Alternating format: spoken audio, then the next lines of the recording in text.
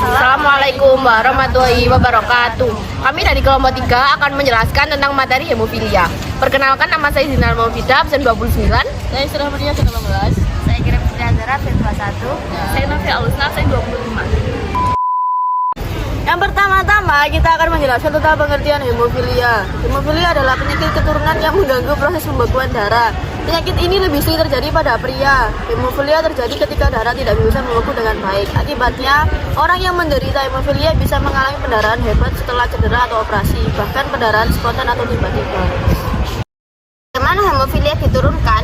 Penyakit ini bersifat genetika yang terjadi karena kromosom X yang diwariskan. Wanita merupakan pembawa hemofilia yang memiliki satu kromosom X dengan satu gen yang berubah, sehingga menyebabkan hemofilia. Selain itu, kromosom X lainnya dapat berfungsi dengan baik.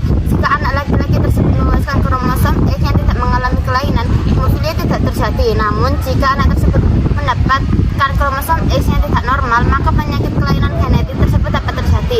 Lalu, apa anak perempuan yang mewarisi kromosom X yang tidak normal, dirinya menjadi pembawa gangguan tersebut? Jenis hemofilia. Kelompok A dikenal dengan hemofilia klasik terjadi karena kekurangan faktor pembekuan darah F8. Kelompok B dikenal dengan Graves' disease terjadi karena kekurangan faktor pembekuan darah F9. Tingkat keparahan hemofilia. Hemofilia A dan B dapat digolongkan dalam 3 tingkatan berdasarkan kadar faktor 8 dan faktor 9 di dalam darah. Yang pertama yaitu hemofilia berat, kurang dari 1% dari jumlah normalnya, dapat mengalami beberapa kali pendarahan dan sebulan terkadang pendarahan terjadi begitu saja tanpa sebab yang jelas. Yang kedua yaitu hemofilia sedang, 1% sampai 5% dari jumlah normalnya. Pendarahan dapat terjadi akibat aktivitas tubuh yang terlalu berat seperti olahraga yang berlebihan. Yang ketiga yaitu hemofilia ringan, 5% sampai 30% dari jumlah normalnya.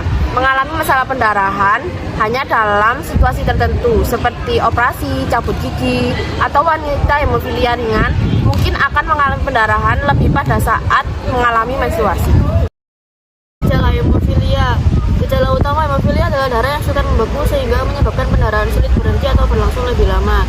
Selain itu, penderita hemofilia bisa mengalami keluhan berupa pendarahan yang sulit berhenti, misalnya pada mimisan atau luka gores, pendarahan pada gusi, pendarahan yang sulit berhenti setelah operasi, misalnya setelah sunat, mudah mengalami memar, darah pada urin dan tinja, pendarahan pada sendi yang ditandai dengan nyeri dan bengkak pada sendi siku dan lutut. Tingkat keparahan pendarahan yang dialami penderita hemofilia tergantung pada jumlah faktor pembekuan dalam darah. Jika jumlah faktor pembekuan dalam darah makin sedikit, pendarahan akan makin sulit untuk berhenti. Komplikasi hemofilia. Pendarahan internal. Pendarahan internal mendalam dapat terjadi di dalam otot sehingga menyebabkan pembengkakan dan menekan saraf. Akibatnya penderita akan mengalami mati rasa. Kedua, reaksi negatif terhadap pengobatan. Ketika hal ini terjadi, sistem kekebalan tubuh dapat mengembangkan protein atau inhibitor yang menonaktifkan faktor pembekuan. Akibatnya pengobatan menjadi kurang efektif. Ketiga, infeksi. Faktanya, pengidap hemofilia terlalu sering melakukan transfusi darah. Nah, akibatnya terlalu sering melakukannya, maka hal ini dapat meningkatkan resiko mereka menerima produk darah yang telah terkontaminasi oleh bakteri atau virus sehingga menyebabkan infeksi penyakit lain. Oleh karena itu, proses transfusi darah harus dilakukan secara steril. Keempat, hematuria. Ini merupakan kondisi saat ditemukannya darah dalam urin. Darah tersebut bisa dalam jumlah yang lebih banyak sehingga membuat urin berubah warna atau darah yang membentuk mikroskopis. Kelima, pendarahan pada sistem pencernaan. Tidak hanya terjadi pada urin, darah dapat ditemukan bersamaan dengan feses atau muntahan. Darah tersebut terlihat agak gelap seperti menghitam atau merah gelap.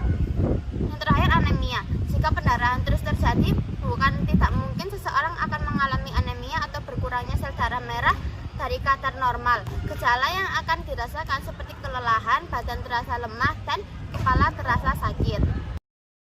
Selanjutnya adalah pengobatan hemofilia. Cara terbaik pengobatan penyakit hemofilia adalah dengan mengganti faktor pembekuan darah sehingga darah bisa membeku dengan baik.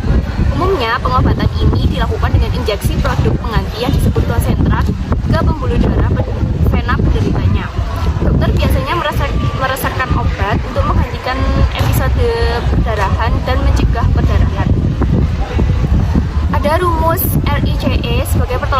5, yaitu yang pertama ada R atau rest, yaitu mengistirahatkan kaki dengan menumpangkannya di atas benda empuk seperti bantal.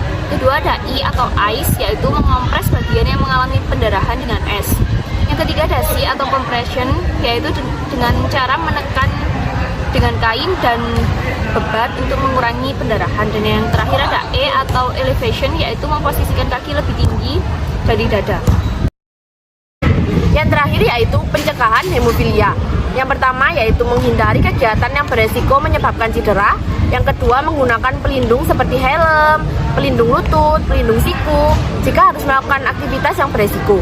Yang ketiga yaitu memeriksakan diri ke dokter secara rutin untuk memantau kondisi hemofilia dan kadar faktor pembekuan yang dimiliki. Yang keempat, tidak meminum obat yang dapat mempengaruhi proses pembekuan darah seperti aspirin tanpa resep dokter. Yang kelima, menjaga kebersihan serta kesehatan gigi dan mulut, termasuk rutin melakukan pemeriksaan ke dokter gigi. Sekian dari kelompok kami, kurang lebihnya mohon maaf. Terima kasih. Assalamualaikum warahmatullahi wabarakatuh.